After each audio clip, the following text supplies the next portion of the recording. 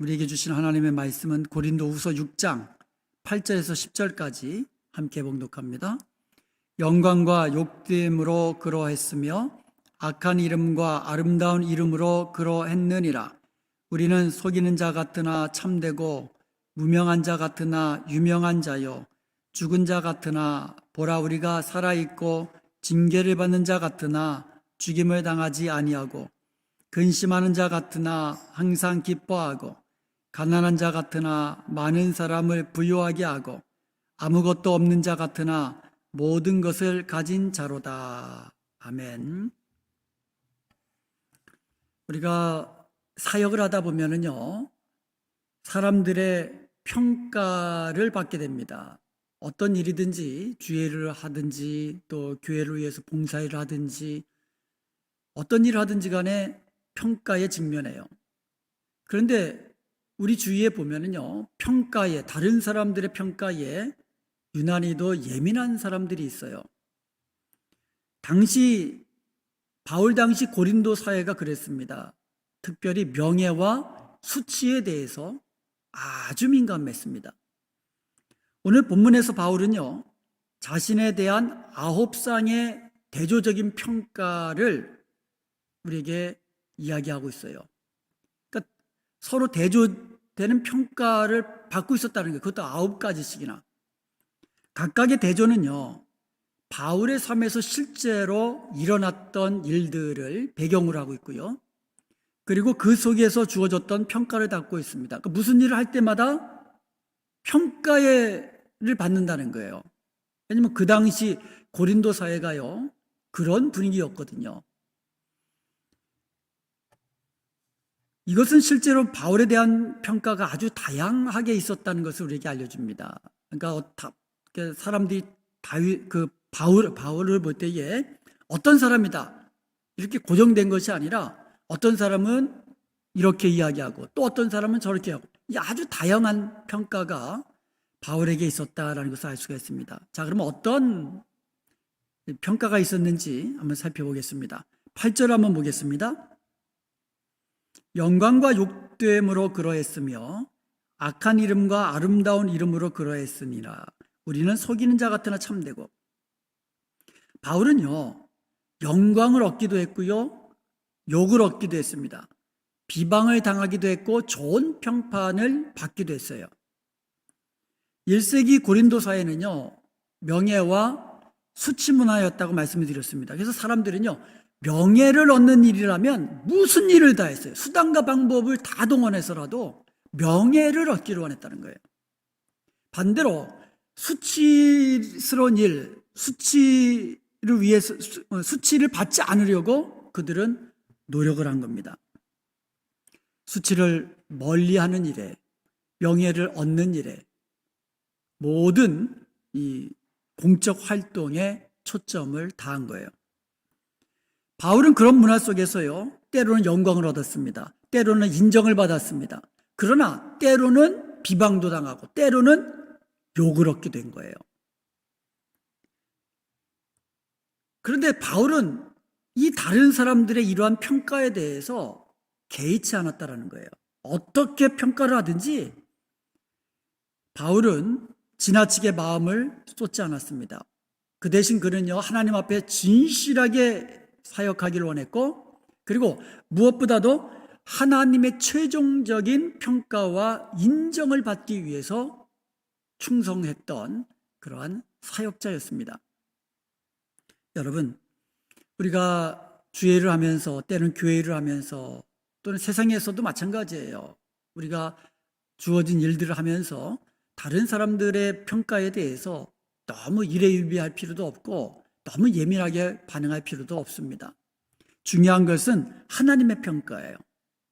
우리가 하나님 앞에 섰을 때에 우리가 하나님께 인정받고 칭찬받고 영광스러운 면류관을 받아 누리는 것이 중요한 겁니다.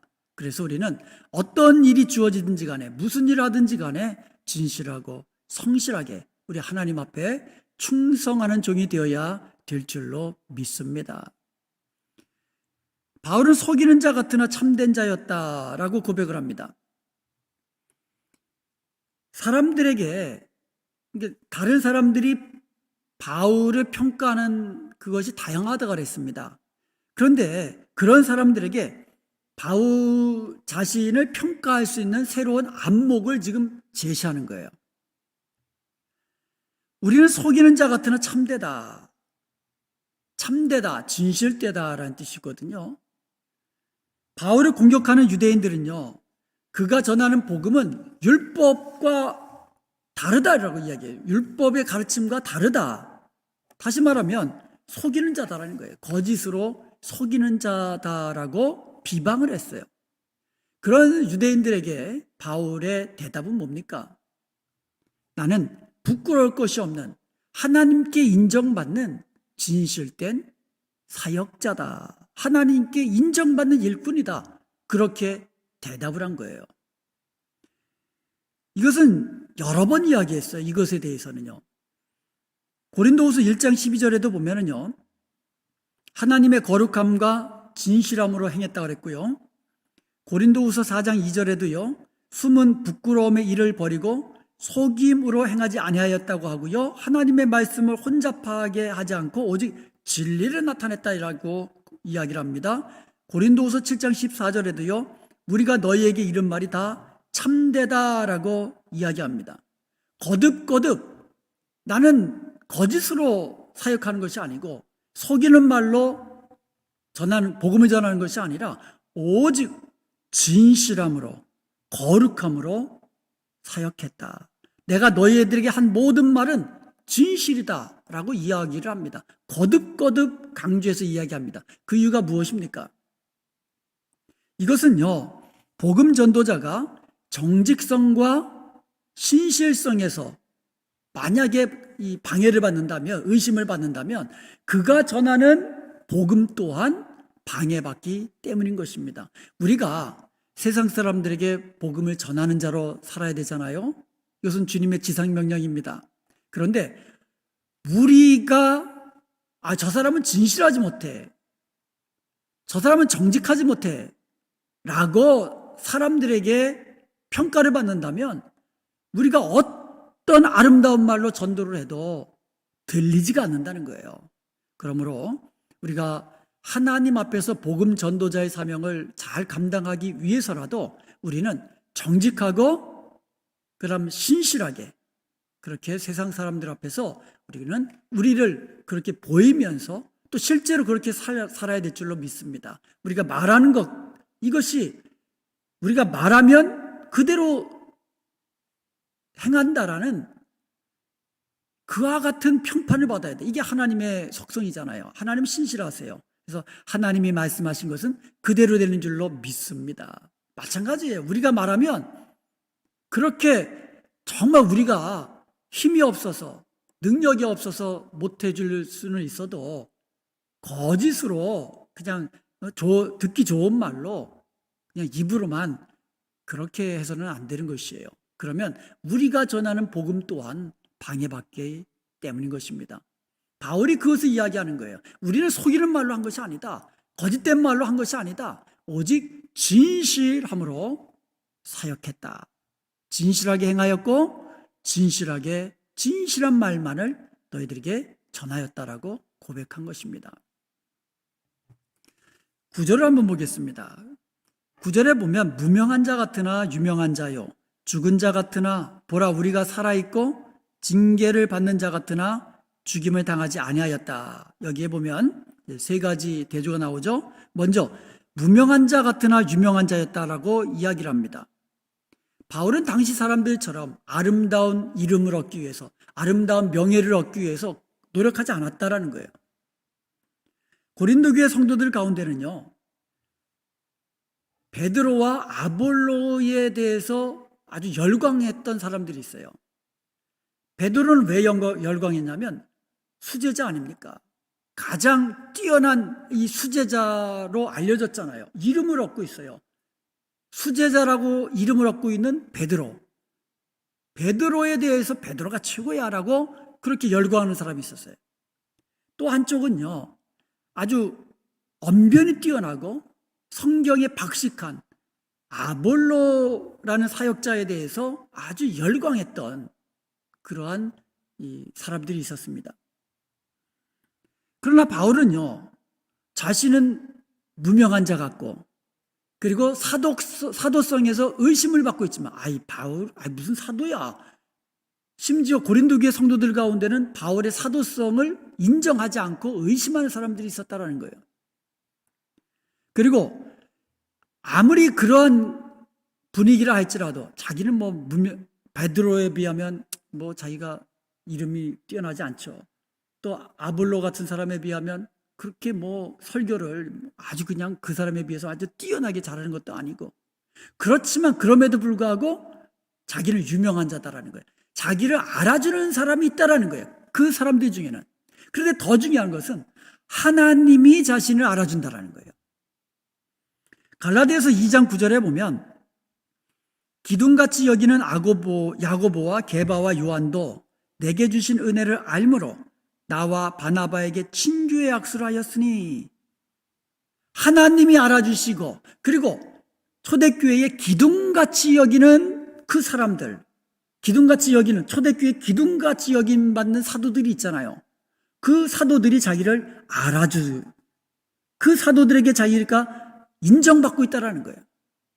그래서 바울은요, 간접적으로 자신의 사도성을 지금 이야기하고 있는 거예요. 바울은 죽은 자 같으나 살아있는 자였습니다. 바울은 고린도후서 1장 8절에서 9절까지 보면은요, 심한 고난을 당하여 살 소망까지 끊어지고 자신이 죽음의 선고를 받은 것과 같았다고 고백을 합니다. 당시 강함을 추구하던 문화 속에서요, 고린도 교회 성도들도 그 문화라는 게 있거든요. 그러니까 그 당시 문화는 강함을 추구하거든요. 명예, 강함, 이런 것을 추구하고 있는 고린도 교회 성도들 눈에는 바울이 당하는 죽음의 고난과 환난을 보면서, 과연 하나님이 바울과 함께 하시나? 이렇게 생각할 수도 있었다라는 거예요. 그렇지 않아요? 바울이 누굽니까? 복음 전하면서 하나님 나라를 전하면서 예수 그리스도의 부활의 복음을 증거하면서, 십자가의 부활의 복음을 증거하면서, 그렇지만 고난을 받고 있단 말이에요. 정작 본인의 삶을 돌아보면 늘 고난과 환난과 궁핍과, 과연 바울이 하나님의 말씀, 하나님의 복음을 전하는 사역자 맞아? 이게 그렇게 생각하는 사람들도 있었다라는 거죠. 그런데 1장 9절에서 바울은요, 고난에 대해서 다른 관점을 제시하고 있어요. 뭐라고 이야기합니까? 아시아에서 환난을 당한 것이 자기를 의지하지 않고 오직 죽은 자를 다시 살리시는 하나님만 의지하게 하려는 하나님의 훈련 도구로 생각했다는 거예요, 바울은. 그리고 그렇게 고린도교회 성도들에게 이야기하고 있는 겁니다. 내가 당하는 고난은 하나님이 나와 함께 하시지 않기 때문이 아니고 죽은 자를 살리시는 하나님만 의지하도록 하는 하나님의 훈련이다. 그렇게 고백한 거예요. 바울 자신은 어떤 죽음의 고난과 환난 중에도 여전히 살아있다라는 거예요. 살아계신 하나님이 여전히 나와 함께 하시며 자기를 살려주셨기 때문이라고 이야기하면서, 그리고 고난에 대한 잘못된 그 이해를 지금 바꿔주고 있는 겁니다. 바울은 징계를 받는 자 같으나 죽임을 당하지 아니하였다라고 이야기합니다. 징계하다, 파이디오라고 하거든요. 그러니까 아이들을 훈육하는 거, 훈련하는 거, 그런 뜻이에요. 근데 이 뜻은요, 벌을 주다, 징계하다, 가르치다, 때리다, 여러 가지로 번역이 됩니다. NIV 성경에서는요, 때리다로 번역을 했어요. 뉴 킹 제임스 버전에서는요, 벌하다로 번역했습니다. 사도행전 14장 19절에 보면은요, 바울이 루스드라에서 돌에 맞아 죽을 뻔한 사건이 기록되어 있습니다. 그뿐입니까? 복음을 전하면서 여러 번 채찍에 맞았지요. 또 태장으로도 맞았지요. 이렇게 맞았다라는 거예요. 그러니까 아마 때리다라는 말로 번역하는 것이 오히려 문맥상 좋을 것 같아요. 여러 번 때림을 받았다라는 거예요. 자기는 여러 번 맞았다라는 거예요. 그런데 그때마다 하나님은 자신을 살리셨다라고 이야기합니다. 징계를 받는 자 같으나 늘 맞고 늘 더더 터지고 채찍에 맞고 돌에 맞고 곤장 맞고 늘 징계받는 자 같으나 여전히 죽지 않고 살았다는 하나님이 살려주셨다는 거예요. 그러므로 이것은 자신이 당하는 채찍과 또 자신이 맞는 돌과 곤장, 태장 이런 것들이 하나님으로부터 오는 징벌이라는 당시 그 사람들의 잘못된 인식을 다시 한번 고쳐주는 그런 고백이기도 합니다. 10절 한번 보겠습니다. 근심하는 자 같으나 항상 기뻐하고 가난한 자 같으나 많은 사람을 부유하게 하고 아무것도 없는 자 같으나 모든 것을 가진 자로다. 여기 또 세 가지 대조가 나옵니다. 그러니까 바울에 대한 평가, 대조적인 평가가 이렇게 다양했다라는 거예요. 바울은 근심하는 자 같으나 항상 기뻐했다고 이야기합니다. 여기서 근심하다, 리페오라고 하거든요. 그런데 이 리페오라는 이 단어가요, 바울이 2장 2절에서 5절까지 고통스러운 방문을 설명을 했다 그랬잖아요. 고통스러운 방문을 설명하면서 다섯 번이나 사용한 단어가 리페오예요. 그 당시에는 그만큼 고난과 그리고 갈등으로 아주 심한 근심이 많았다라는 것을 알 수 있어요. 그런데 그 같은 근심과 고난과 갈등 속에서 하나님의 위로를 바울이 경험을 했습니다. 그래서 하나님의 위로를 경험한 바울은요, 그로 인해서 감사와 기쁨을 얻었다고 고린도후서 1장 시작하면서 바로 고백하지 않았습니까? 바울은 이렇게 근심하는 자 같으나 항상 기뻐했고요. 그리고 가난한 자 같으나 많은 사람을 부유하게 하였다라고 이야기합니다. 바울은 복음 전도자입니다. 그렇기 때문에 당연히 그 교회로부터 또 다른 사람들로부터 재정적인 지원을 받는 것이 어쩌면 당연했습니다. 아니, 재정적인 지원을 받아야 전도도 하고 선교 사역을 아주 그냥 전적으로 할 수 있는 거 아닙니까? 그런데 바울은 그렇게 하지 않았어요. 오히려 스스로 아고라에서 천막 깁는 일을 하면서 스스로 생계를 유지했어요. 그러니까 가난할 수밖에 없지요. 바울 자신은 가난했습니다. 그런데 바울이 하는 사역을 보면 전혀 그렇지 않았어요. 예루살렘 성도들이 기근을 당해가지고 아주 힘들어할 때, 아주 궁핍하고 정말 이 먹을 것이 없어서 정말 가난한 그 상황에 있을 때에 바울은 다니는 지역마다, 교회마다 예루살렘 성도를 돕는 연보를 위해서 아주 헌신적으로 사역을 했어요. 자기도 가난하지만 다른 가난한 성도를 돕는 일을 위하여 헌신했다는 거죠. 영적으로 볼 때도요, 바울 자신의 희생으로 말미암아 많은 사람들이 영적인 부유함에 이르게 되었어요. 이것은요, 고린도후서 8장 9절에서 말한 것처럼 부유하게, 고린도후서 8장 9절에 보면은요, 부유하신데, 예수님은 부유하신데 많은 사람을 위하여 가난하게 되셨다고 했거든요. 자기는 부유하지만 많은 사람을 위하여 가난하게 되신 그리스도를 따르는 것이다 라고 지금 고백하고 있는 겁니다. 그리고 마지막으로 이렇게 이야기합니다. 바울은 아무것도 없는 것 같으나 모든 것을 가진 자였다고 이야기합니다. 나는 아무것도 없는 것 같은데 모든 것을 가진 자였다. 이것은요, 여태까지 말한 8가지 대조적인 평가를 어떻게 보면 종합적으로 결론 짓는 말이에요. 나는 아무것도 없는 자 같으나 실상은 모든 것을 가지고 있는 자다. 여기서 아무것도 없는 자, 아무것도 없는 자라는 말은 아무것도 가지지 못한 자라는 뜻이에요. 가지다라는 동사, 에코라는 동사가 사용된 거예요. have, 가지다, hold, 가지고 있다, 쥐고 있다. 이런 뜻이거든요, 에코.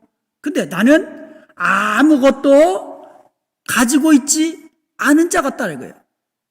그런데 그 다음에 뭐라고 말합니까? 모든 것을 가진 자. 여기서 말하는 가지다라는 동사는 에코가 아니에요. 카테코라는 동사예요. 이 카테코라는 동사는 카타에다가 에코를 합성한 말이에요. 그러니까 에코의 강조형이라고 보면 됩니다. 그러니까 나는 모든 것을 가진 자다 이렇게 번역하면 안 돼요. 강조해서 이야기해야 돼요. 과연 나는 모든 것을 가진 자로다. 이렇게 번역을 해야 되는 거예요. 나는 아무것도 없는 자 같으나 과연 나는 모든 것을 가진 자로다. 이렇게 똑같은 동사가 아니라 강조하면서 사용했다는 거죠. 나 아무것도 없는 것 같아. 사람들이 그렇게 평가해. 그러나 나는 모든 것을 가진 자로다. 바울은요, 일부 고린도 교회 성도들의 눈에는요, 외모를 보나, 그리고 어떤 육체적으로 보나, 신체적으로 보나, 또 사회적인 명예로 보나, 아니면 어떤 물질로 보나, 그 어떤 것으로 평가해도 사실 아무것도 없는 자 같아요. 실제로 그렇게 보였어요. 아무것도 없는 자 같이 보였다는 거죠. 어떤 사람의 눈에는. 그럼에도 불구하고 바울은 과연 나는 모든 것을 가진 자라다. 이렇게 고백했습니다. 바울이 로마 감옥에 갇혔습니다. 감옥에 갇혔어요. 그런데 그 감옥에서 쓴 편지가 빌립보서인데 빌립보서 4장 13절에 보면 내게 능력 주시는 자 안에서 나는 모든 것을 할 수 있느니라 이렇게 고백을 했어요. 감옥에 있으면서. 저는 지금 그 새 아이들이 이제 다 컸잖아요. 존하고 글로리아하고 그 다음에 크리스티나하고 다 커가지고 따로 교육비가 들어가지 않아요. 오히려 큰 애들한테 용돈이 오기 때문에 그냥 지금은 그렇게 그렇게 크게 부족함이 없는데요. 근데 아이들이 어릴 때는 좀 달랐어요. 존이 하이스쿨 다닐 때, 글로리아는 미들스쿨 중학교 다니고, 그러면 크리스티나는 초등학교 저학년이다 보니까 교육비가 좀 많이 들어가요. 그래서 생활비도 부족한데 또 교육비까지 또 들어가야 되니까 아끼고 또 아껴야 되거든요. 그래서 그때 우리 집사람이 고생을 많이 했어요. 아무리 아껴도 늘 부족한 그 돈 가지고 아이들을 이제 교육까지 시키려니까 고생을 많이 했죠. 하루는요, 제 아내가 구멍난 속옷을 입고 있더라고요. 그래서 내가 그거 한 장에 얼마나 한다고 빨리 사서 그 속옷 바꿔 입어라. 그거 버리고. 근데 그 옷을 계속 입고 있는 거예요. 그래서 그때는 참 제가 마음이 굉장히 아팠습니다. 그런데도 여러분, 그렇지만 우리는 한 번도 우리가 가난하다고 생각한 적은 한 번도 없어요. 그런 상황 속에서 우리는요, 다른 사람들을 위로해주고요, 격려해주고요, 다른 사람들을 축복하면서 사역을 했습니다. 오직 하나님만 바라보고 오직 맡겨진 사역 그렇게 감당했습니다. 우리는 아무것도 없는 자 같지만 모든 것을 가진 바울의 고백처럼 저희들은 그렇게 살았습니다. 사랑하는 여러분, 우리들은요, 모든 것을 가진 자들입니다. 우리 하나님께서 말씀하셨어요. 내가 내 독생자 아들을 아낌없이 너희들에게 주었는데 내가 그 어떤 것을 못 주겠느냐? 우리는 부유한 자들입니다. 모든 것을 가진 자들이고, 그리고 내게 능력 주신 자 그리스도 안에서 우리도 모든 것을 할 수 있는 자들입니다. 이제 우리는 다른 사람 평가, 평판 이런 데 너무 신경 쓰지 마십시다. 다른 사람들의 평가에 일희일비하면서 그렇게 할 필요 없어요. 오직 하나님만 바라보고 하나님이 기뻐하시고 하나님이 인정하시고 하나님이 칭찬하시는 그런 충성된 종이 되기 위하여 그렇게 하나님만 바라보며 살아가십시다.